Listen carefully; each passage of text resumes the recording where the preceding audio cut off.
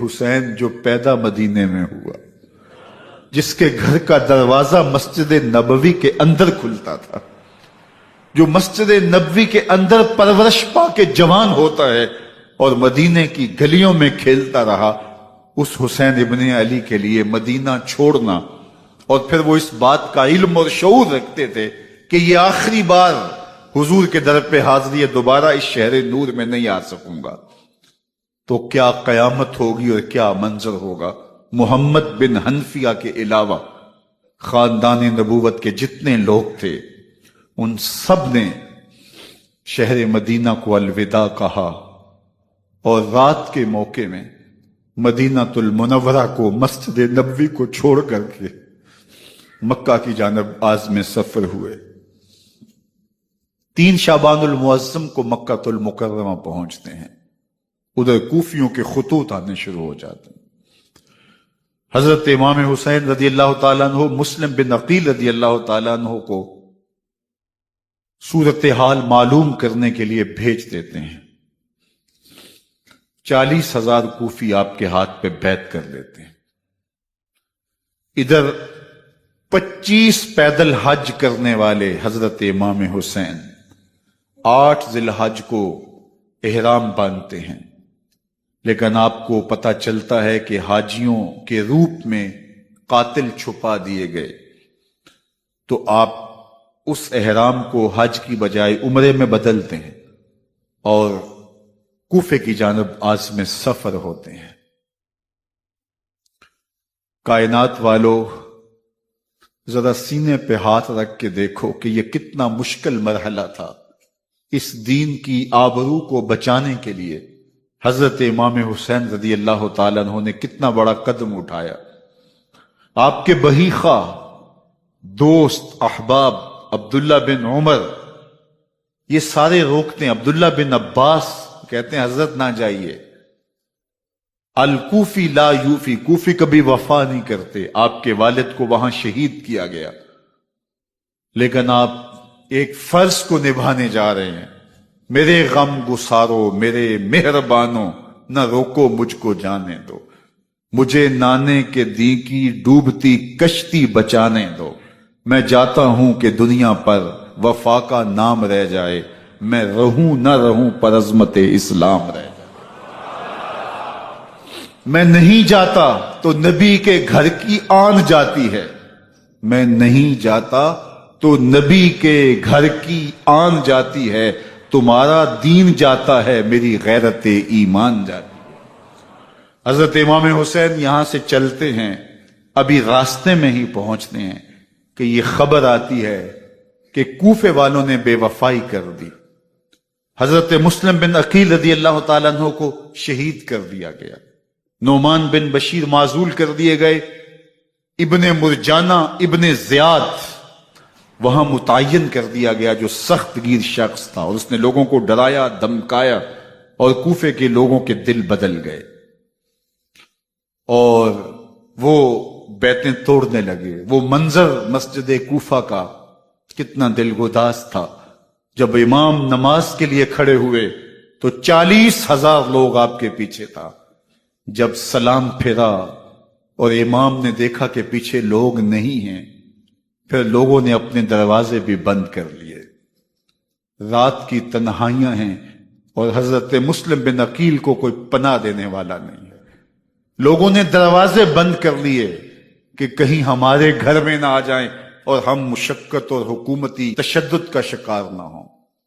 کتنا دردناک لمحہ ہے حضرت مسلم بن عقیل رضی اللہ تعالیٰ عنہ پہ، اور پھر حضرت مسلم بن عقیل بے دردی سے شہید کر دیے جاتے ہیں۔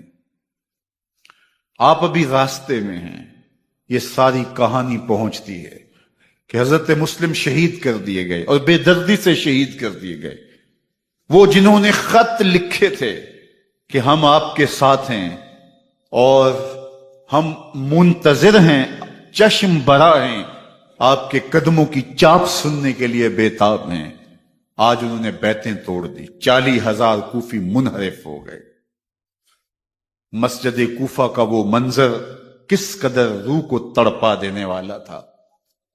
ہم پچھلے سال عصر اور مغرب کے درمیان جب کوفہ پہنچے تو سورج ڈوبنے کے قریب تھا۔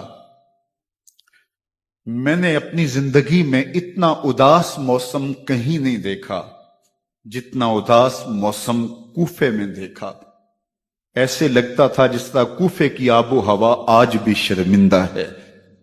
جو مسلم بن عقیل اور خاندان نبوت کے ساتھ اہل کوفہ نے کیا، حضرت امام حسین رضی اللہ تعالیٰ عنہ کو ان کے بہی خواہوں نے، اعزاء نے، اقربا نے، دوستوں نے، آوان و انصار نے، ساتھیوں نے کہا کہ حضرت حالات یکسر تبدیل ہو گئے، اب ہمیں مراجعت کر جانی چاہیے، واپس پلٹ جانا چاہیے۔ تو حضرت امام حسین کافی سوچ بچار میں رہے۔ پھر اس کے بعد آپ نے فیصلہ کیا کہ ہم آگے بڑھیں گے۔ دوستوں نے کہا کہ حضرت اگر آپ آگے بڑھیں گے تو ہمیں لگتا ہے کہ وہ آپ کے ساتھ سلوک اچھا نہیں کریں گے اور آپ بچوں کے سامنے پیاس سے شہید کر دیے جائیں گے۔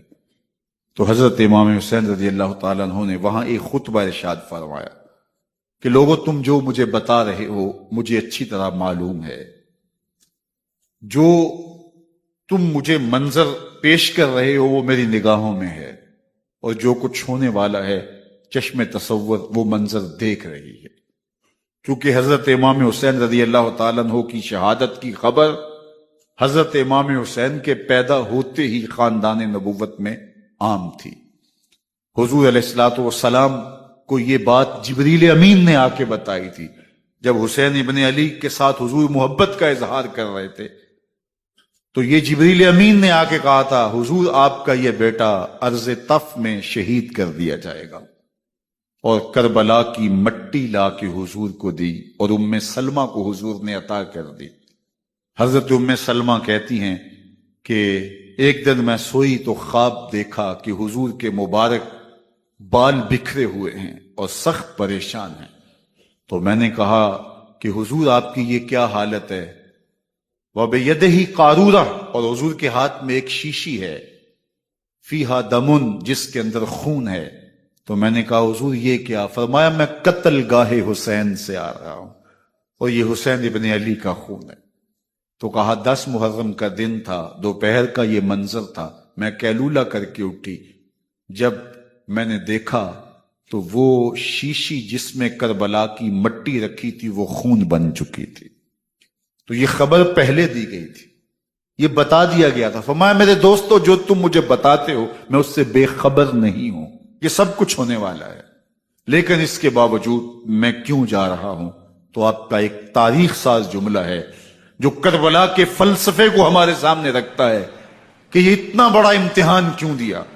حضرت امام حسین رضی اللہ تعالیٰ عنہ نے فرمایا وَلَكُمْ فِيَّ أُسْوَةٌ، میں اس لیے جا رہا ہوں قیامت تک ظلم، جبر اور ناانصافی کے خلاف کھڑے ہونے والوں کے لیے کوئی نمونہ تو ہو۔ میری زندگی قیامت تک ظلم، جبر اور استحصالی نظام کے خلاف کھڑے ہونے والوں کے لیے نمونہ ہے۔ تو حضرت امام حسین رضی اللہ تعالیٰ عنہ نے حق اور باطل کے درمیان ایک سرخ لکیر کھینچ دی اپنے خون سے۔ اب حق اور باطل کا امتیاز کرنا مشکل نہیں ہے، کوئی باطل پہ اڑا رہے تو الگ بات ہے، لیکن امتیاز کرنا مشکل نہیں ہے۔ حدود بالکل واضح کر دی۔ اقبال نے یہاں کتنی خوبصورتی کے ساتھ اس مضمون کو نبھایا۔ سرخ رو عشق غیور از خون او، شوخی این مصرع از مضمون او، تا قیامت قطع استبداد کر، موج خون او چمن ایجاد کر۔ ایک جہاں آباد کر دیا، حق اور باطل کی راہیں اجال دی۔ اب لوگوں کو یزید کا چہرہ پہچاننے میں دیر نہیں لگتی۔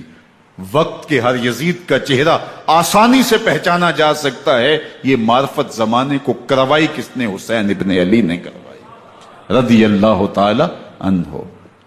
تو حضرت امام حسین نے فرمایا کہ جو میرے ساتھ ہونے والا ہے میں اچھی طرح جانتا ہوں، لیکن میں اس کے باوجود آگے بڑھوں گا۔ پھر بڑھے اور کربلا میں جا کے خیمہ زن ہو گئے۔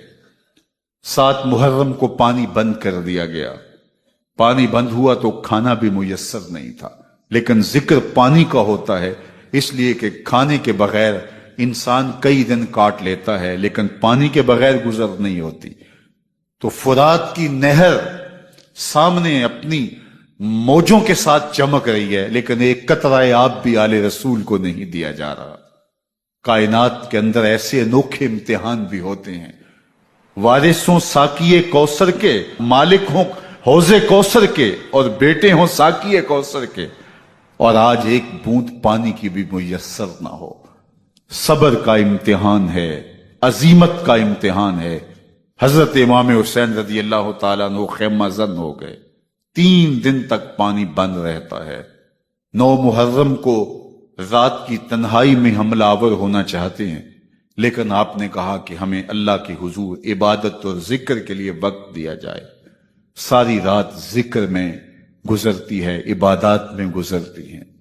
رات کے اندھیرے میں آپ چراغ بجھا دیتے ہیں۔ آوان و انصار کو کہتے ہیں کہ ان کی دشمنی میرے ساتھ ہے، انہیں میرا خون چاہیے، اگر تم رات کی تاریکی میں نکل جاؤ تو میں تم سے کوئی مواخذہ نہیں کروں گا، اور یہ بھی تمہارا پیچھا نہیں کریں گے، اس لیے کہ ان کا مطلوب تم نہیں ہو، ان کا مطلوب میں ہوں۔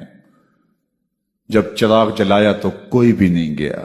مسلم بن نوسجہ کھڑے ہو کے کہتے ہیں، حضرت اگر ہمارے بدن کو 70 بار کاٹا جائے اور جلایا جائے اور ہواؤں میں اڑا دیا جائے پھر بھی آپ کا ساتھ نہیں چھوڑیں گے۔ 70 سال کے بوڑھے ہیں حبیب بن مظاہر، کہتے ہیں حضرت آپ کو چھوڑ کے جائیں کہاں، آپ کو چھوڑ کے جائیں کہاں؟ کوئی ساتھ چھوڑنے کے لیے تیار نہیں ہے۔ پیاس ہے، سخت گرمی ہے، کربلا کا ماحول ہے، 72 افراد اور خاندان کی خواتین میدان کربلا میں خیمہ زن ہیں۔ دوسری طرف لشکر اعداء اشقیا 22,000 کی تعداد میں مقابلے میں، ایک روایت 30,000 کی ہے۔ ان صرف 72 پیاسے لوگوں کے لیے اتنے لوگوں کو جمع کرنے کا مقصد خوف زدہ کرنا تھا۔ شرط ہے کہ یزید کی بیعت کر لیں، محاصرے توڑ دیں گے، پانی دستیاب ہوگا، اعزاز و اکرام سے نوازا جائے گا، خزانوں کے منہ کھول دیے جائیں گے۔ لیکن حسین ابن علی کہتے تھے سب کچھ لٹ جائے گا، باطل کے ہاتھ پہ ہاتھ نہیں رکھوں گا۔ اللہ اکبر۔ اب صبح طلوع ہوتی ہے، عاشور کا دن چڑھتا ہے، سورج اپنی پوری تمازت کے ساتھ گرمی برسا رہا ہے۔ آج خاندان نبوت کا امتحان زمانے نے دیکھنا ہے۔ رسول اللہ کا لعاب چوسنے والا اس کے صبر کا آج امتحان ہے۔ حضور کے کندھوں پہ کھیلنے والے حسین کا آج امتحان ہے۔ اللہ اکبر۔ حسین ابن علی تمام حجت کرتے ہیں، میں نے تمہارا کچھ نہیں بگاڑا، میں نے کسی کا خون نہیں کیا، میں نے کوئی زیادتی نہیں کی، تم کیوں میرے قتل کے در پہ ہو؟ تم جانتے نہیں میں کون ہوں؟ میں تمہارے نبی کا نواسا ہوں، رسول اللہ صلی اللہ علیہ وآلہ وسلم کے کندھوں پہ کھیلتا رہا ہوں، حضور کا لعاب چوستا رہا ہوں، اور میں بوسہ گاہ رسول صلی اللہ علیہ وآلہ وسلم ہوں۔ لیکن ان اشقیاء کے دل پر کوئی چیز اثر انداز نہیں ہوتی۔ ایک ہور ہے، اللہ اس کے دل میں نرمی ڈالتا ہے۔ پہلے تو امام حسین کو گھیر کے لے کر کے آتا ہے، لیکن بعد میں وہ قافلہ یزید سے قافلہ حسین کی طرف آ جاتا ہے۔ امام حسین فرماتے تو دنیا میں بھی ہو رہے، آخرت میں بھی ہو رہے، آزادی مل جاتی ہے۔ باقی 22,000 کا لشکر جرار امام حسین کے قتل کے در پہ ہے۔ پھر تاریخ نے خاندان نبوت کا وہ انوکھا امتحان دیکھا۔ حضرت امام حسین کے بچے، بالخصوص خواتین، پیاس کی شدت میں حلق خشک ہیں۔ حضرت سکینہ تڑپ کے اپنے باپ سے کہتی ہیں کہ مجھے 6 ماہ کے لیے اصغر کی پیاس نہیں دیکھی جا رہی۔ بچے کو ہاتھوں پہ اٹھاتے ہیں اور نہر فرات کے کنارے پہنچ کے فرماتے ہیں اشقیاء سے مخاطب ہو کے، تمہارا معاملہ میرے ساتھ ہے، اس 6 ماہ کے بچے نے تمہارا کچھ نہیں بگاڑا، اور چلو بھر کے اس کا حلق سیراب کرنا چاہتے ہیں۔ ایک 2 شاخہ تیر آتا ہے جو حضرت علی اصغر کے گلے کو چیر دیتا ہے۔ راوی لکھتے ہیں کہ وہ عام تیر نہیں تھا، جانوروں کو شکار کرنے کے لیے جو بڑے تیر ہوتے ہیں وہ 2 شاخہ تیر تھا۔ وہ گردن کو کاٹ دیتا ہے، خون بہنے لگتا ہے، گردن لٹک جاتی۔ حضرت امام حسین وہ بہتا ہوا خون اپنے چلو میں لیتے اور آسمان کی طرف اچھال کے کہتے ہیں مالک حسین کی یہ قربانی بھی قبول فرما۔ یہ تماشا لبے بام نہیں ہے، بچہ بیمار ہو ڈاکٹر جواب دے دیں، ماں باپ کے ہاتھ پھول جاتے ہیں۔ زندگی کی سانسیں ابھی چل رہی ہوتی ہیں، لیکن ڈاکٹر کہے کہ یہ میرے بس کا روگ نہیں ہے، کہیں اور لے جاؤ، تو زندگی کا لف و نشر غیر مرتب ہو جاتا ہے۔ میں سلام پیش نہ کروں حسین ابن علی کو، 6 ماہ کا علی اصغر ہاتھوں میں دم توڑتا ہے، گردن لٹک جاتی ہے، خون بہ رہا ہے، اب خیموں کی طرف بڑھ رہے ہیں، لیکن زبان پہ شکایت نہیں ہے، کہتے ہیں مالک حسین کی یہ قربانی قبول کر لے۔ اب خیموں کی طرف آنا، شہر بانو، ام رباب، سیدہ زینب، حضرت سکینہ سلام اللہ علیہا کا سامنا کوئی آسان کام نہیں تھا، لیکن حسین ابن علی آتے ہیں، شہزادے کو یہاں خیموں کے قریب رکھ کے کہتے ہیں کہ یہ حوض کوثر سے سیراب ہو گیا ہے۔ اللہ اکبر، کوہرام مچ جاتا ہے خیموں کے اندر، کیا منظر ہوگا، اور ان کو کن الفاظ کے پیرائے میں ڈھال کر کے ان کیفیات کو بیان کیا جا سکتا ہے جو اہل بیت کے خیموں کے اندر علی اصغر کی شہادت کے بعد کا منظر رقم ہو رہا ہوگا۔ اللہ اکبر، ادھر اشکیا آوازیں دے رہے ہیں، مبارزت کے لیے پکار رہے ہیں۔ زمانے نے پھر وہ منظر بھی دیکھا کہ جوان بیٹے کو 18 سال کی کمائی حضرت امام حسین میدان عمل میں بھیج رہے ہیں۔ وہ علی اکبر جو حسین کا نور نظر ہے، آنکھوں کا قرار ہے، دل کی تسکین ہے۔ اور پھر حضرت علی اکبر جب گھوڑے کی زین سے فرش زمین پہ گرتے ہیں تو باپ کو آواز دیتے ہیں، اور حضرت امام حسین جو ہے وہ آگے جا کے بیٹے کی لاش اٹھاتے ہیں۔ اللہ اکبر، 18 سال کے بیٹے کی لاش کو کندھوں پہ اٹھا کے خیموں تک لاتے ہیں اور ہاتھ پھیلا کے کہتے ہیں مالک حسین کی یہ قربانی بھی قبول فرما۔ کبھی قاسم بن حسن کی لاش اٹھا کے لاتے ہیں، کبھی اون و محمد کی لاشیں اٹھا کے لاتے ہیں، بتیجوں کی، بھانجوں کی، بھائی عباس کے کٹے ہوئے بازو اور زخموں سے چھدا ہوا لاشا۔ کیا کیا قیامتیں تھیں جو اس کربلا کے ایک میدان کے اندر نہیں توڑی گئیں۔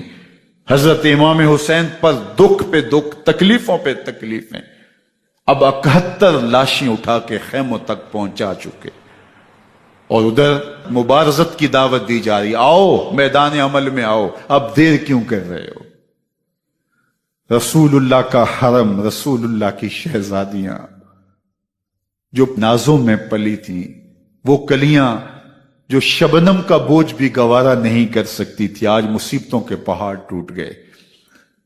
حضرت امام حسین کبھی شہربانوں کو، کبھی ام رباب کو دلاسا دیتے ہیں، کبھی حضرت زینب کو کہتے ہیں۔ حضرت زینب کربلا کے اس میدان کے اندر بڑے حوصلے کے ساتھ اپنے بھائی کے ساتھ کھڑی رہی، اپنے 2 بیٹے راہ خدا میں پیش کیے، ان کی لاشیں وصول کی، لیکن زینب جس جرأت کے ساتھ، جس پامردی کے ساتھ اس سارے منظر کو حوصلے کے ساتھ سہتی رہی، وہ یقیناً حوصلہ سیدہ زینب سلام اللہ علیہا کا ہی ہے، لیکن یہ وہ منظر تھا کہ زینب کا دل بھی ڈول گیا جب حسین ابن علی گھوڑے پہ بیٹھنے لگے اور ان کو گھوڑے میں بٹھانے والا کوئی نہیں تھا، اور جو بھی سوار جاتا پھر واپس اس کی لاش ہی آتی اور حسین ابن علی لے کے آتے۔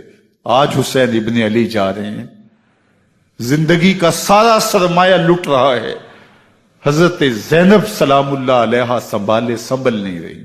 حضرت امام رضی اللہ تعالیٰ عنہ اٹھے اور آپ نے حضرت زینب کو صبر کی تلقین کی اور کہا کہ صبر ہی بہترین ذریعہ ہے اور اللہ کی قربت کا ایک بہترین سبب ہے، اور ان کو صبر کی تلقین کرتے ہوئے فرمایا کہ میرے بعد تم نے اس ذمہ داری کو سنبھالنا ہے اور ان مخدرات اسلام کی، ان شہزادیوں کے پردے کی تم نے حفاظت کرنی ہے۔ اور پھر گھوڑے کی زین کس کے امام حسین لشکر اشکیا کی طرف بڑھتے ہیں۔ اب خیموں سے سسکیوں کی آواز آ رہی ہے، ان کا سردار، ان کا تاجدار آج سب کو چھوڑ کے کربلا کے میدان کی طرف بڑھ رہا ہے۔ جرم کیا کیا، قصور کیا کیا، اس اس نے کیا زیادتی کی کہ آج نیزوں اور انیوں کے مقابلے میں 22,000 کا لشکر حضرت امام حسین پہ ٹوٹ پڑتا ہے. آپ پھر اتمام حجت کرتے ہیں میں نے کسی کو قتل نہیں کیا، خون ناحق نہیں بہایا، میرے خون کے درپے کیوں ہو، اپنی آخرت کیوں برباد کرتے ہو؟ تم جانتے نہیں میں کون ہوں، میں تمہارے نبی کا نواسا ہوں. لیکن ابن زیاد کہتا ہے مقابلے میں آؤ. پھر حضرت امام حسین رضی اللہ تعالیٰ عنہ مقابلے میں آتے ہیں، اور جب گھوڑے کو ایڑ لگا کے دشمن اشقیاء پہ ٹوٹتے ہیں تو پھر ایسا منظر ہوتا ہے کہ وہ بھیڑ بکریوں کی طرح آگے بھاگتے ہیں. 71 زخم کلیجے پہ لیے شجاعت کا یہ پیکر جب میدان میں آتا ہے، آواز آتی یہ کون ذی وقار ہے، بلا کا شاہ سوار ہے، لباس ہے پھٹا ہوا غبار سے اٹا ہوا، تمام جسم نازنی چدا ہوا کٹا ہوا، یہ نبی کا نور عین ہے، یہ بال یقین حسین ہے، یہ حسین ابن علی ہے رضی اللہ تعالیٰ عنہ. پھر چاند بادلوں میں گھر جاتا ہے، شامی ہنڈے تیر برساتے ہیں، تلواروں سے آپ کے بدن پر ضربیں لگاتے ہیں اور نیزوں سے آپ کے بدن کو پرو دیتے ہیں. جب آپ کا پیراہن بعد میں اتارا گیا تو آپ کے پیراہن میں 122 سوراخ تیروں کے تھے، 33 زخم تلواروں کے اور 34 گھاؤ نیزوں کے تھے. جب گھوڑے کی زین سے فرش زمین پر آئے بدن چھلنی تھا، زخم زخم سے خون بہ رہا تھا. 3 دن کا پیاسا حسین، اللہ اکبر، بدن زخموں سے چور، 71 لاشیں کلیجے پہ لیے، مخدرات اسلام کے پردے کا خیال دل میں الگ ہے. لیکن گھوڑے کی زین سے جب فرش زمین پہ امام حسین آتے ہیں، زبان پہ ہائے نہیں، نالا و شیون نہیں، چیخ و پکار نہیں، آتے ہی پیشانی سجدے میں رکھتے ہیں اور پکارتے ہیں اللہم ردن بقضائک وصبرن علی بلائک تسلیما لامرک سبحان ربی العالی. مالک گھر لٹا کے، بچے لٹا کے، خاندان سب کچھ قربان کر کے، اپنے بدن کو زخموں سے چھلنی کروا کے، تیروں اور نیزوں کی انیوں سے اپنے آپ کو زخمی کروا کے تیرے حضور سر جھکا کے یہ اقرار کرتا ہوں کہ حسین تیری تقدیر پہ راضی ہے. مالک تو بھی بتا، تو بھی حسین پہ راضی ہوا ہے کہ